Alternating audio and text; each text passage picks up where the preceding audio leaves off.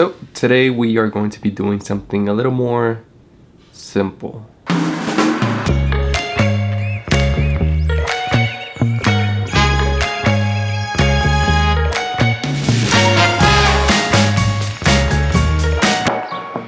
So today we're going to be talking about what's in my camera bag as a starting creator. I think everybody needs to start somewhere, and obviously I say starting creator because I am, and also because I don't own the most gear I would wish, or one would wish to have, but hey, you gotta start somewhere. So alright, let's start off with this camera. Obviously I can't show you the camera right now because I'm using it, but I do have this small camera that my girlfriend got me just to show you guys real quick, take some fun pictures. So yeah, I do have this camera, which is the Sony a7C, and the C stands for compact. And I initially bought this camera because it's not a beginner camera, it's also not a professional camera, but I didn't know I was gonna do some filmmaking here and there.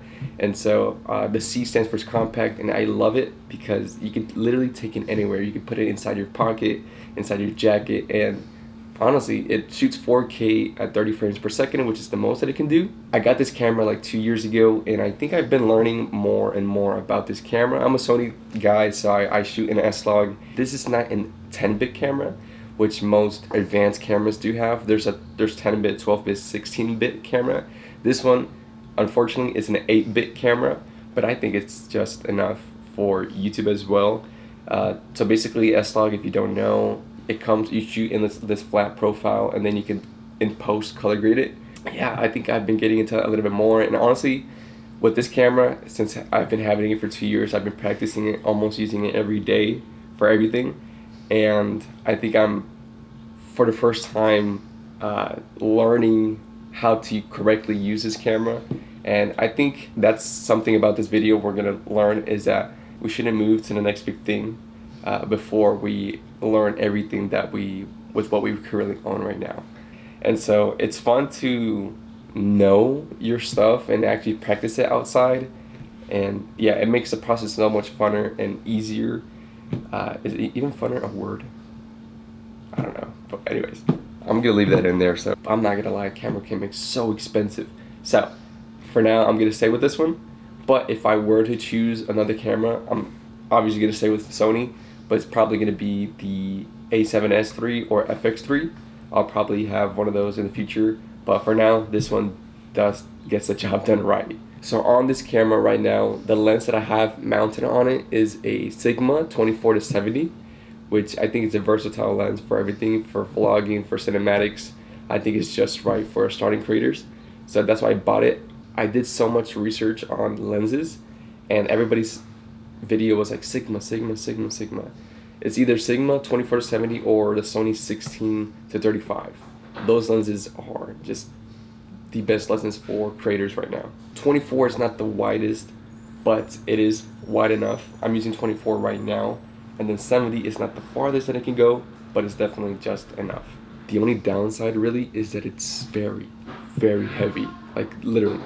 My next item, which is the tripod, I do have this Victiv tripod, which turns into a monopod, and that's just genius. And honestly, it's an underrated tripod because it is a small and compact tripod, but it's sturdy enough to hold my Sigma lens. And I took this tripod hiking with me. I hiked 18 miles with this tripod on my back. So yes, it's sturdy enough to hold this somewhat of a heavy setup, but it's light enough to take it anywhere that you want. And honestly, I've never had a problem with this tripod, and honestly, it looks pretty cool. Usually I just strap it on the side of this camera bag, or I put it in between the two straps, like on my back. So in terms of audio, for the setup that I currently have on my camera, I do have the Rode VideoMic Pro 2, which is a shotgun mic. It's very directional, and honestly, it was over my budget a little bit, but I did want quality sound. I think Rode mics do have that quality that I wanted. Usually I use this setup when I just want to vlog with my camera on hand. I don't want to use a lavalier. It's not necessary in that scenario, so I usually just put this on and it grabs great quality audio.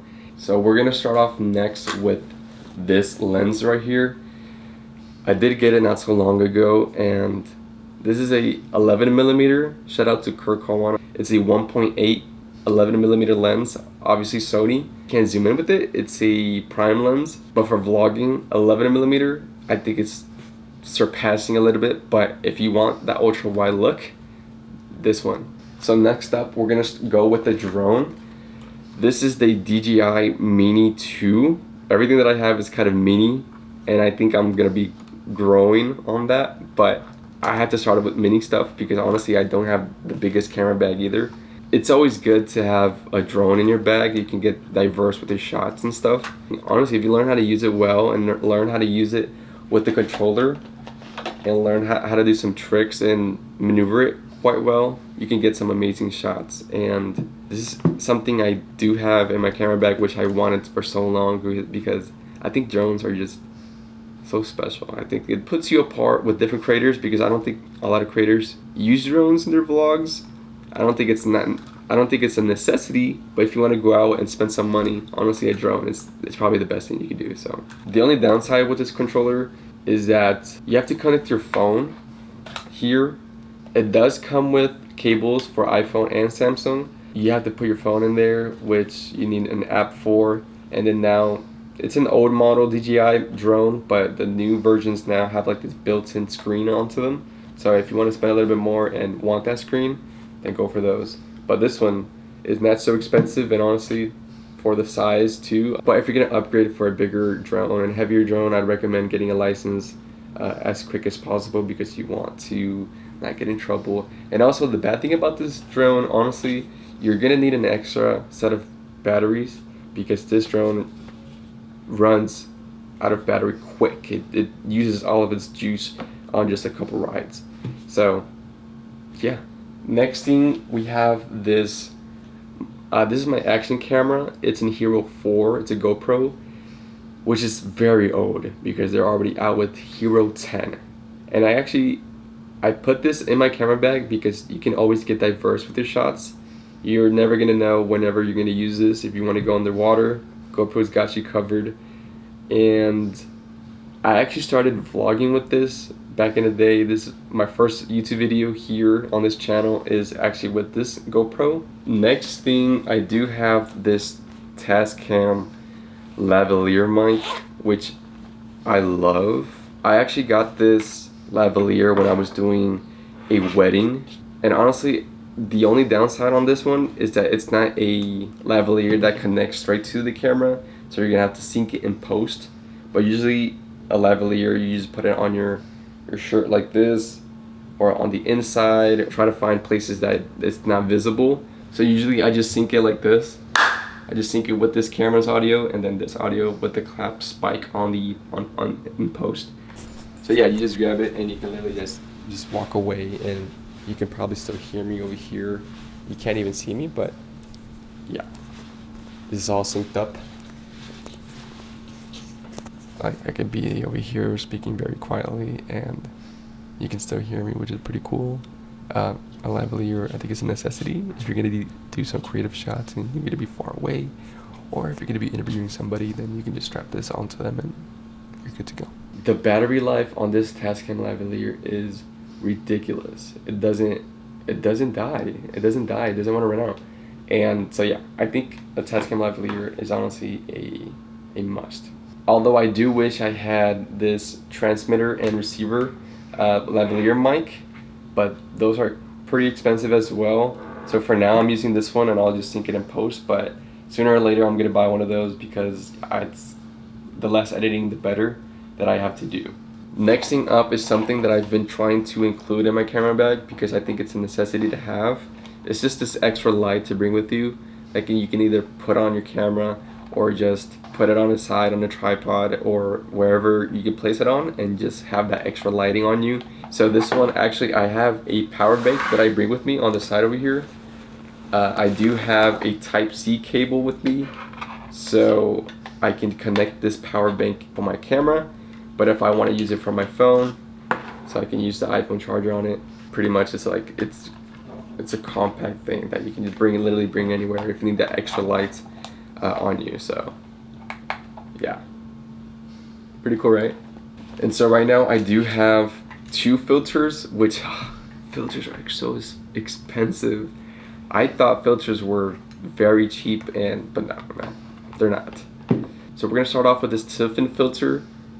I wouldn't really classify it for starting creators, but if you want that extra look on your cameras, I do have it on right now with the 24-70, but it gives like this mist look to your camera, and I honestly love it because if you have like a lamp on in front of it, it like glooms all the lights. The other filter that I do own, which I think is a necessity with apertures that go down to 2.8, because having a 2.8 aperture brings in too much light, and if you're outside, you're probably gonna need a neutral density filter, which kind of looks like this. But once you're gonna use it, you take it off, and it does have these different levels, which is pretty cool. 2 to 5 neutral density filter, which it gets darker when you play with it. It's like some shades or glasses for your lens, pretty much, and if it's too bright, then you bump up the level of the neutral density filter. Also adds like this different look to it. It spices up your footage. So yeah, I honestly love this filter.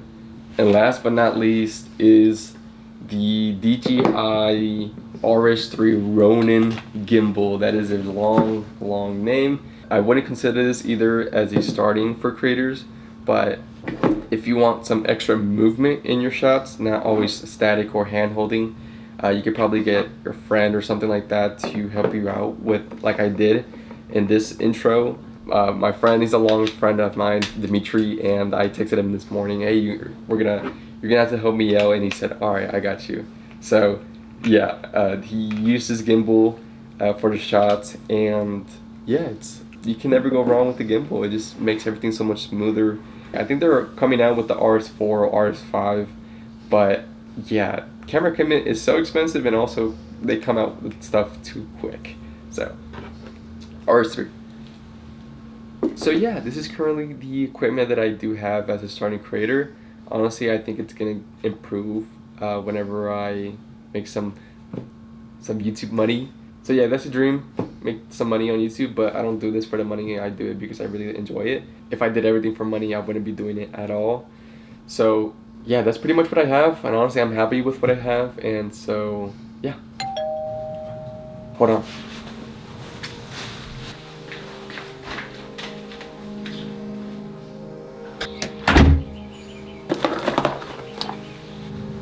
So just last week I did buy this small rig, Magic Arm, and it includes the super clamp with it, where you can clamp it with 2 different places and unique places, and it looks like this. It's kind of unique looking.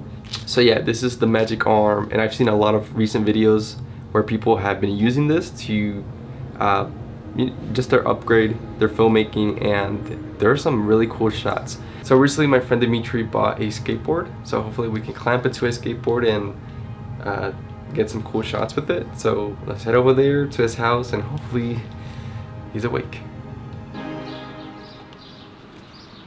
Dimitri! Dimitri!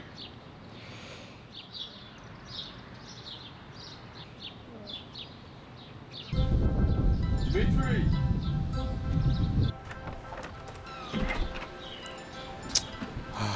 This dude. What do you want, dude? I was sleeping. Bro, finally. What's up, bro? Oh, dude. What you want?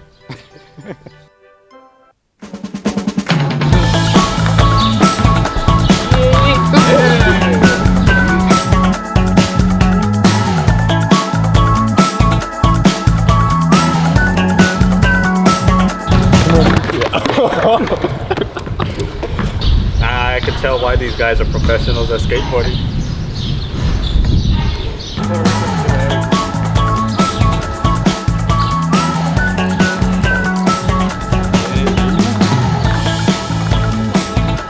You're never too old to try on new things, so